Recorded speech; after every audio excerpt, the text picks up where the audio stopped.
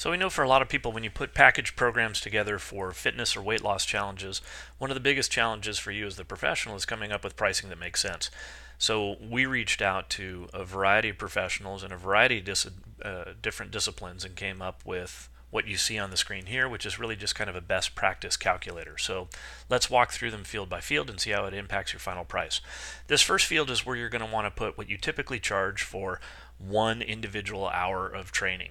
We know that can vary quite a bit from area to area and discipline to discipline, but for example purposes, we're going to use $50 an hour. In the challenge itself, when we talk about challenges, we're typically talking about fitness challenges or weight loss challenges. They can vary in length anywhere from 3 weeks to 12 weeks, but in this example, we're going to talk about a weight loss challenge very typically runs a full 12 weeks. And for small group option, this is up to you, but many people find that from a pricing standpoint, they're going to give the option to their individual clients to participate in a group level. And in doing that, you'll see that you can provide discounts for them. Group exercise is usually between 3 and 6 individuals. Up to you, but that's standard best practice between those two numbers. So I'm going to go ahead and say yes, and you're going to see how it's going to impact some of our options. Package discount just means that instead of charging $50 an hour for every hour they're with us, we're saying because you're committing to a package, we're going to provide a discount for you. Again, 5 to 10% is typical. I'm going to put 10% in here as a calculator. And then a small group option as well, there's typically a discount. Let's go ahead and put 10 in there as well. Beyond that, some professionals like to say, I have a wide variety of clients. Some want to get after it a lot of times every week. Others, if I can get them in just a couple of times a week, is about all they can commit to. So you might find that you have a couple of different options. I'm going to say option 1 is training twice a week. Option 2 is training 3 times a week.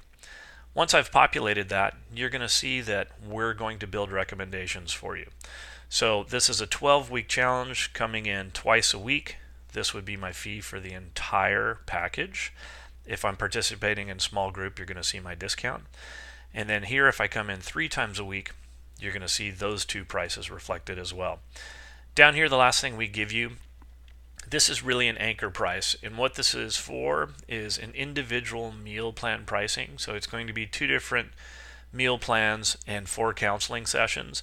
Although you'll find that you rarely sell the meal plan just by itself, it's important to put this in here from the client side perspective so that they can use this to gauge value, to know that just the meal plan itself does have a significant value.